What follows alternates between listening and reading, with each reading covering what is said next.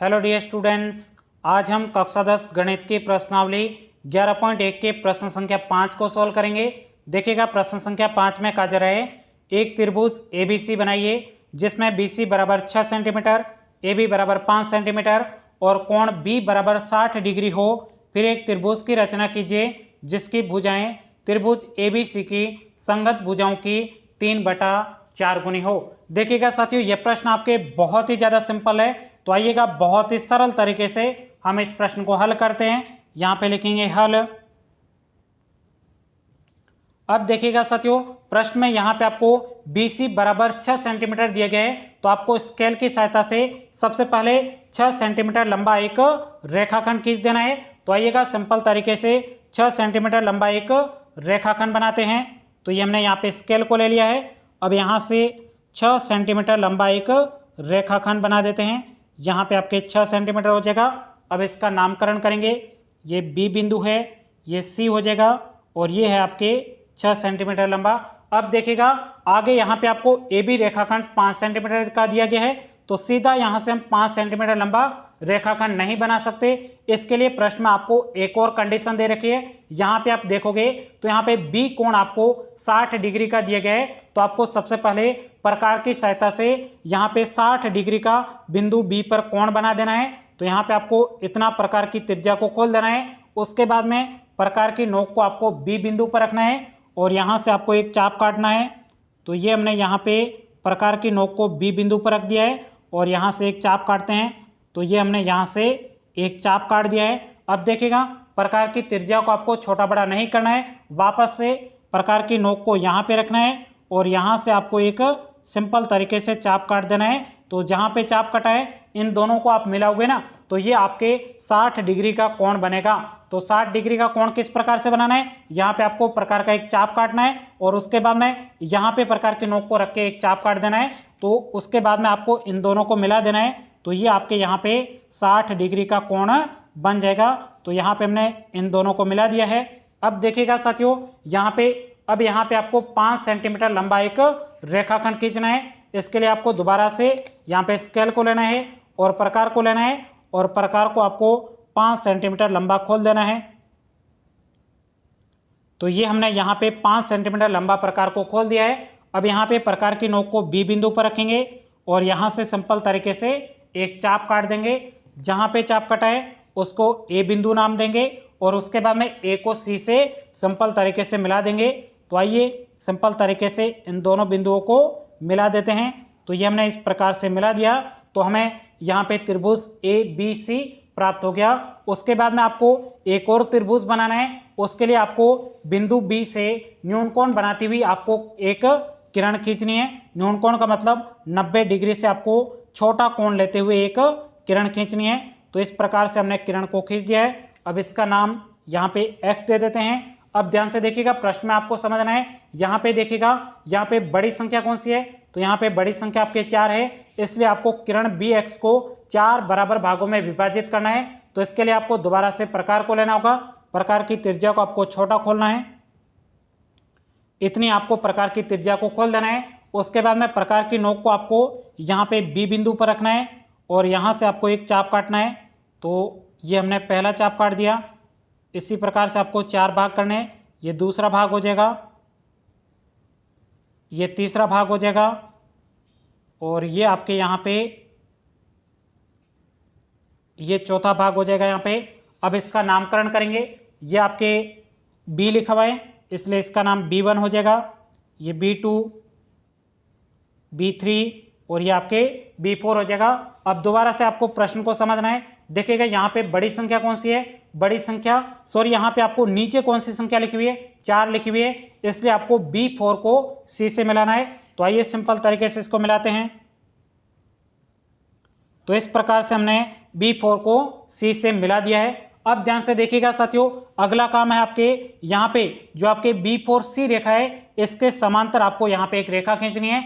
इसके लिए आपको दोबारा से प्रकार को लेना है।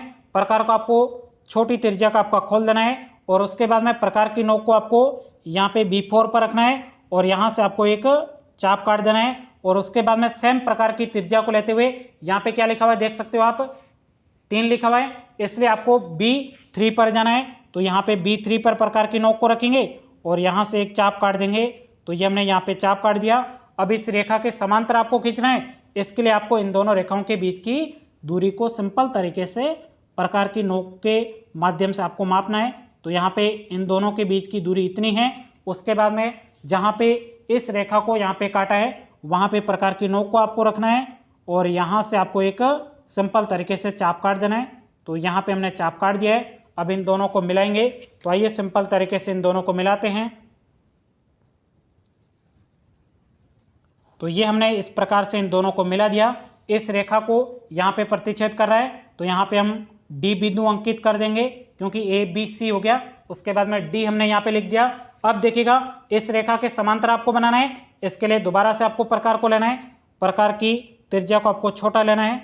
उसके बाद में प्रकार की नोक को सी बिंदु पर रखना है और यहाँ से आपको एक चाप काटना है। उसके बाद में सेम त्रिज्या को डी बिंदु पर रखना है। प्रकार की नोक को यहाँ से आपको एक और चाप काट देना है। तो ये हमने चाप काट दिया। अब इस रेखा के समांतर बना रहे इसलिए आपको इन दोनों भुजाओं के बीच की दूरी को प्रकार की नोक की सहायता से माप लेना है।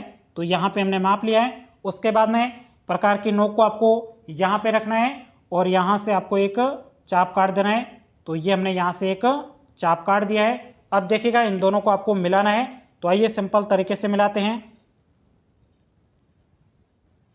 तो ये हमने इस प्रकार से इन दोनों को मिला दिया है। अब यहाँ पे इस रेखा को यहाँ पे स्पर्श कर रहा है तो ए बी सी डी हो गया था। इसको नाम हम ई देंगे। तो इस प्रकार से हमने डायग्राम को बना दिया है। अब यहाँ पे आपको डायग्राम जिस प्रकार से आपने बनाया है उसको आपको रचना के चरण के रूप में लिखना है। तो आइए सिंपल तरीके से यहाँ पे हम रचना के चरण लिखते हैं। तो यहाँ पे लिखेंगे रचना के चरण। बहुत ही सरल है। अभी तक आपने वीडियो को लाइक नहीं किया, वीडियो को लाइक ज़रूर करिएगा और अपने कक्षा के सभी साथियों तक इस वीडियो को ज़रूर भेजिएगा ताकि वो भी अच्छे तरीके से इस प्रश्नावली को पढ़कर पूरे में से पूरे नंबर ला सके।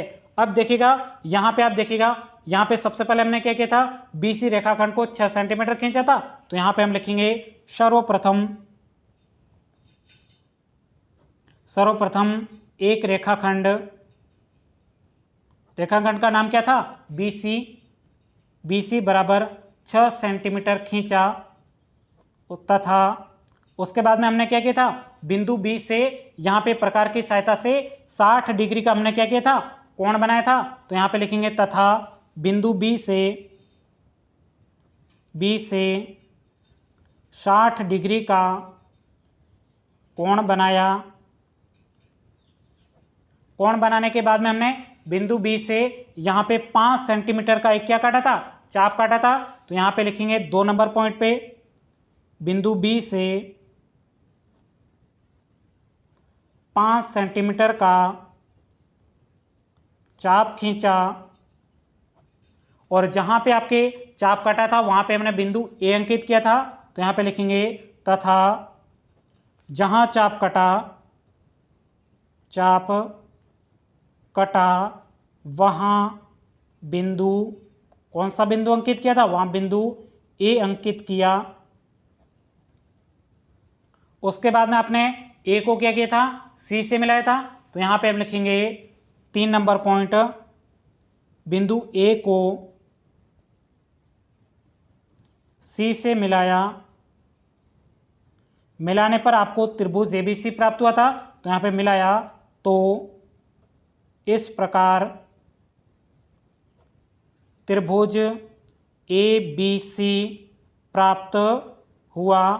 त्रिभुज प्राप्त होने के बाद में आपने B बिंदु से न्यून कोण बनाती हुई BX किरण खींची। तो यहाँ पे हम लिखेंगे 4 नंबर पॉइंट बिंदु B से न्यून कोण बनाती हुई किरण BX खींची तथा इसके बाद में देखिएगा यहाँ पे बिंदु B से हमने 4 बराबर दूरी के यहाँ पे चाप काटे थे जिनके नाम B1 B2 B3 रखे थे। यही बात यहाँ पे हम लिखेंगे तथा बिंदु B से 4 बराबर दूरी के चाप काटे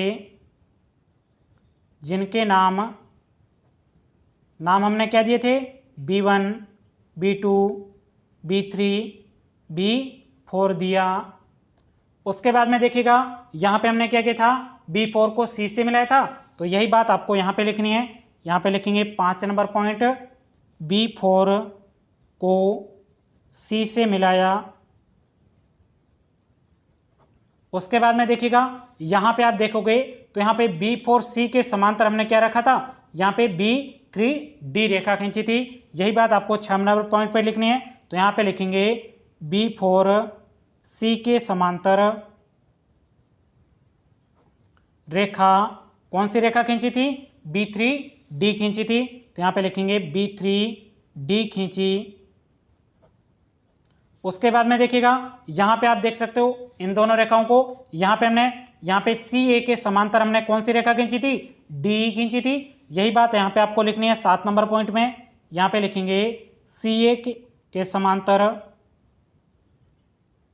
रेखा कौन सी खींची थी, DE खींची। तो इस प्रकार से हमारा डायग्राम बन गया था। अब यहाँ पे सिर्फ और सिर्फ आपको क्या लिखना है, औचित्य लिखना है। तो आइए सिंपल तरीके से यहाँ पे लिखते हैं औचित्य। बहुत ही सरल प्रश्न है, आपको डरने की जरूरत नहीं है, जो हमने काम किया था वही आपको लिखना है। अब देखिएगा यहाँ पे इस रेखा के समांतर ये आपकी रेखा है, तो यही बात आपको यहाँ पे औचित्य में लिखना है। तो यहाँ पे लिखेंगे चूंकि DE समांतर के लिए आपको इस प्रकार का चिन्ह बनाना है। किसके समांतर हो जाएगा, CA के समांतर हो जाएगा। उसके बाद में देखिएगा यदि ये दोनों रेखाएं आपके समांतर है तो आपके त्रिभुज ABC समरूप हो जाएगा त्रिभुज EBD हो जाएगा। यहाँ पे लिखेंगे इसलिए त्रिभुज ABC समरूप के लिए आपको इस प्रकार का संकेत बनाना है। समरूप त्रिभुज कौन सा हो जाएगा, EB, और ये आपके D हो जाएगा। जब ये दोनों आपके त्रिभुज समरूप है तो इस स्थिति में एक बात आपको ध्यान रखनी है कि समरूप त्रिभुज में संगत भुजाओं का अनुपात हमेशा क्या होता है, बराबर होता है। उससे पहले आपको यहाँ पे प्रश्न को समझना होगा। देखिएगा यहाँ पे बड़ी संख्या आपके ऊपर लिखी हुई या फिर नीचे लिखी हुई है, इसलिए आपको बड़ी भुजा को नीचे लिखना है और छोटी भुजा को आपको ऊपर लिखना है। तो यहाँ पे देखिएगा संगत भुजाओं का मतलब आपके दोनों त्रिभुजों में एक ही तरफ की भुजा।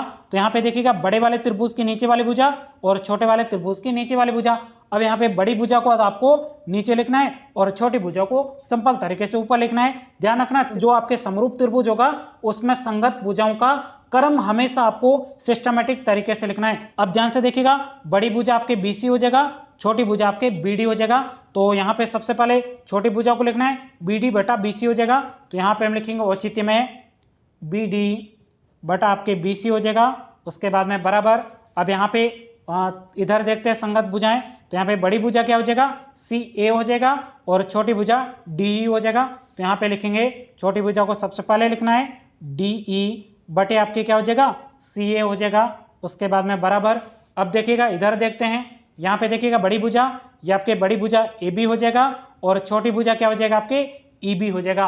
आई बात आपको समझ में। भुजाओं का क्रम हमेशा ध्यान रखना है। यदि आप इधर से नाम लिखते हो तो आपको दूसरी वाली भुजा का इधर से ही नाम लिखना है। तो यहाँ पे छोटी भुजा EB हो जाएगा, बड़ी भुजा AB हो जाएगा। तो यहाँ पे हम लिखेंगे EB बटे आपके AB हो जाएगा बराबर।